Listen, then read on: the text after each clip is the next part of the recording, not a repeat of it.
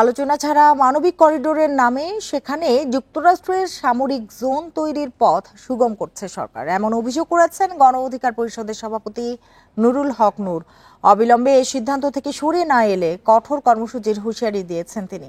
বিকেলে রাজধানীর diploma engineers ইনস্টিটিউটে এক অনুষ্ঠানে তিনি আরো বলেন, বাংলাদেশকে আরেকটি ফিলিস্তিন করা হবে কিনা এমন শঙ্কায় সাধারণ মানুষ। জানান, দেশের মানুষ পরিবর্তন চায়, কিন্তু ফ্যাসিবাদের পতন হলেও বেড়েছে চাঁদাবাজি ও দখলবাজি। বান্ডেল থাকলে প্রতি সেনমানিতে টাকা বাঁচবে। বিকাশ সেনমানি বান্ডেল কিনে জিতুন প্রতি লেনদেনে। এ সময় শুধু আগামী নির্বাচন নয়, দেশের কোনো নির্বাচনেই আওয়ামী লীগকে অংশ নিতে দেয়া হবে না বলেই জানান বক্তারা। গণহত্যার বিচার দ্রুত করতে অন্তত 10টি ট্রাইব্যুনাল গঠনের দাবি তাদের। অনুষ্ঠানে নতুন 1000-এর বেশি নেতাকর্মী যোগ দিয়েছে সংগঠনটিতে। বাংলাদেশের স্বাধীনতা সার্বভৌমত্বকে ঝুঁকিতে ফেলে এই মানবিক করিডোরের নামে ওইখানে আরেকটা সামরিক জোন তৈরি করার, আরেকটা পূর্ব তিমুরের মতো আরেকটা স্টেট তৈরি করার সেই অনেকের মিশনের দিকে বাংলাদেশকে নিয়ে যাওয়া হচ্ছে।